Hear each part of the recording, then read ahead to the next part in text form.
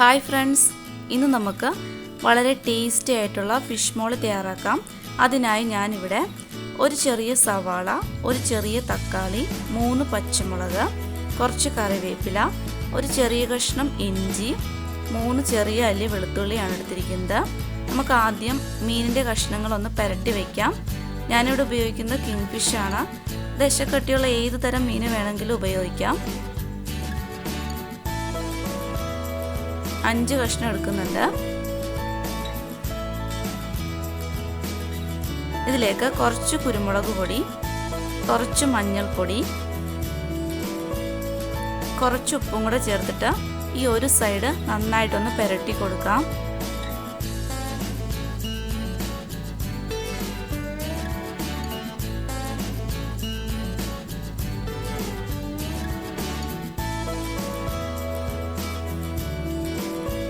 ഒരു 1/2 ടീസ്പൂൺ നാരങ്ങാനീരും കൂടി ചേർത്ത് കൊടുക്കുന്നുണ്ട്.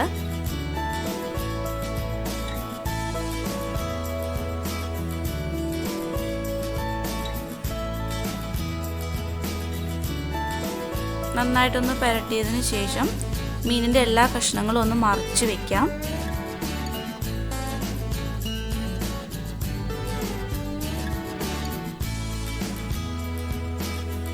നമ്മൾ ആദ്യം ചെയ്ത പോലെ തന്നെ കുറച്ച് കുരുമുളക് പൊടിയും കുറച്ച് മഞ്ഞൾപ്പൊടിയും കുറച്ച് ഉപ്പും കൂടെ ഇട്ടതിന് ശേഷം നന്നായിട്ടൊന്ന് പുരട്ടി ഒരു 1/2 മണിക്കൂർ മാറ്റി വയ്ക്കാം.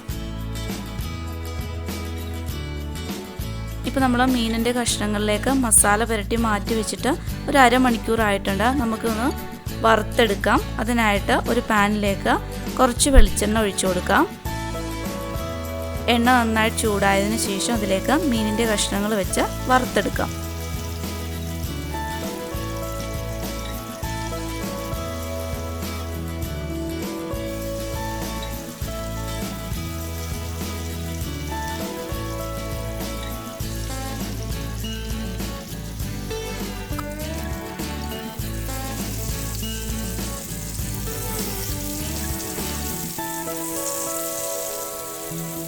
ഒരു സൈഡ് നന്നായിട്ട് മൊരിഞ്ഞു വന്നതിന് ശേഷം നമുക്കിത് മറിച്ചിട്ട് കൊടുക്കാം.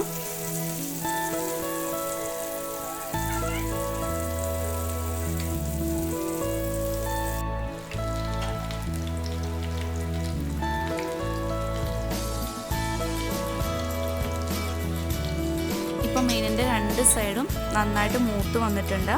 നമുക്കിത് എണ്ണയിൽ നിന്ന് മാറ്റി ഒരു പാത്രത്തിലേക്ക് വയ്ക്കാം.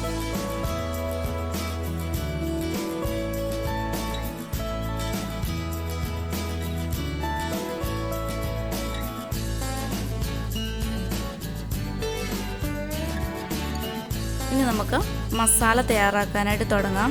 ഞാൻ മീൻ വറുക്കാൻ വേണ്ടി ഉപയോഗിച്ച ആ എണ്ണ തന്നെയാണ് മസാല തയ്യാറാക്കാൻ നേരത്ത് ഉപയോഗിക്കുന്നത്.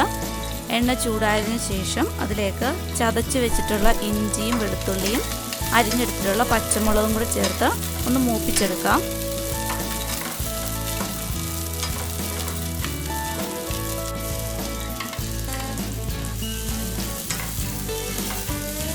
ഇതിലേക്ക് നമ്മൾ അരിഞ്ഞു വെച്ചിട്ടുള്ള സവാളയും കൂടി ചേർത്ത് നന്നായിട്ടൊന്ന് വഴറ്റിയെടുക്കാം. ഇത് മൂത്ത് ബ്രൗൺ കളറൊന്നും ആവണ്ട, ഒന്ന് വഴണ്ടു വന്നാൽ മാത്രം മതി. കുറച്ച് കറിവേപ്പിലയും കൂടി ചേർത്ത് കൊടുക്കുന്നുണ്ട്. ഈ സവാളയിലേക്ക് വേണ്ടിയിട്ടുള്ള ഉപ്പും കൂടെ ചേർത്ത് കൊടുക്കാം.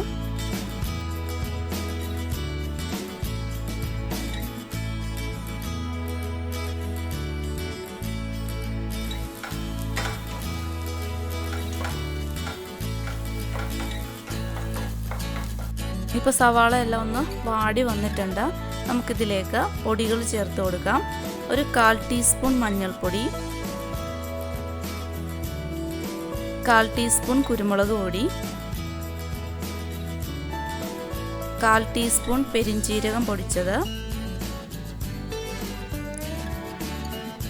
1/4 ടീസ്പൂൺ ഗരം മസാല. ഗരം മസാലയുടെ ഒന്നും അളവ് കൂടരുത്. ഇത് നന്നായിട്ടൊന്ന് മൂത്ത് വരട്ടെ.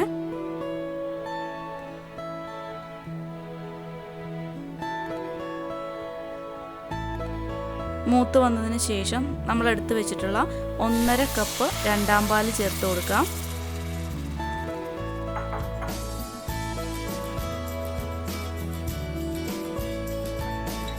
ആവശ്യത്തിന് ഉപ്പും കൂടെ ചേർത്ത് കൊടുക്കുന്നുണ്ട്. ഞാൻ പുളിക്കായിട്ട് ഇതിൽ ഉപയോഗിക്കുന്ന തക്കാളിയാണ്. നിങ്ങൾക്ക് വേണമെങ്കിൽ നാരങ്ങാനീരോ വിനീഗറോ ഉപയോഗിക്കാം. ഒരു ചെറിയ തക്കാളി.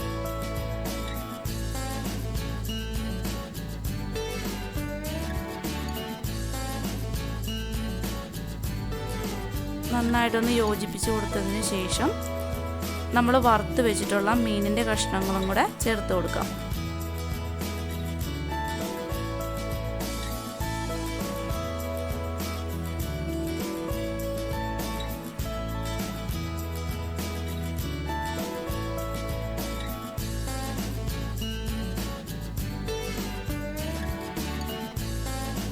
ഒരു 5 മിനിറ്റ് നന്നായിട്ടൊന്ന് തിളച്ച് വരട്ടെ.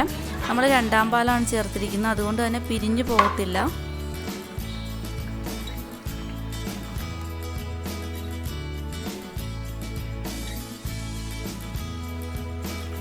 നമ്മൾ ചേർത്തിരിക്കുന്ന രണ്ടാം പാൽ ഒന്ന് കുറുകി വന്നിട്ടുണ്ട്. അപ്പോഴത്തേക്കും നമ്മൾ എടുത്തു വെച്ചിട്ടുള്ള കട്ടി തേങ്ങാപ്പാൽ, 1 കപ്പ് കട്ടി തേങ്ങാപ്പാലാണ്, അതും കൂടെ ചേർത്ത് കൊടുക്കാം. ഇനി തിളപ്പിക്കാൻ പാടില്ല, ഒന്ന് ചെറുതായിട്ട് ചൂടായി വന്നാൽ മതി. നമ്മുടെ കറി ഇപ്പോൾ റെഡി ആയിട്ടുണ്ട്. ഫ്രഷ് ആയിട്ടുള്ള കുറച്ച് കറിവേപ്പിലയും കൂടെ ചേർത്ത് കൊടുത്തതിന് ശേഷം ഒരു സെർവിങ് ബൗളിലേക്ക് മാറ്റാം.